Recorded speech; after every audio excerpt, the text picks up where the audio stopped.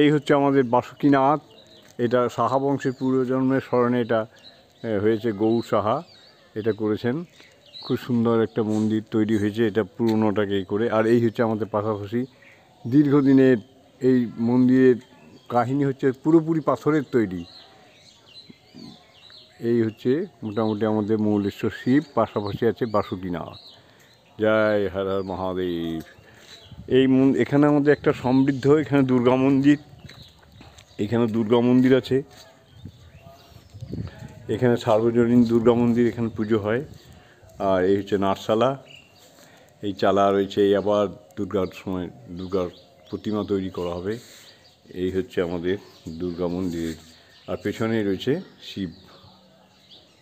জয় শিব, জয় মা দুর্গা।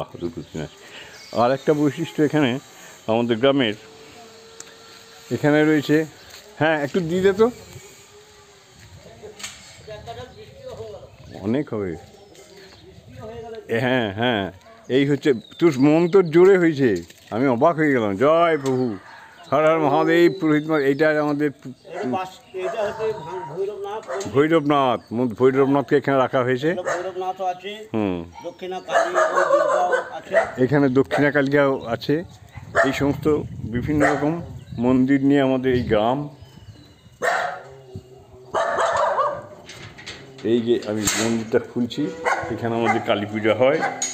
জয়, এখানে কালী মায়ের পুজো হয় নিত্য নৈমিত্তিক।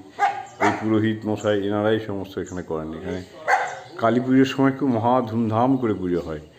জয় মা কালী। ওম দক্ষিণা কালিকা ওই নমঃ।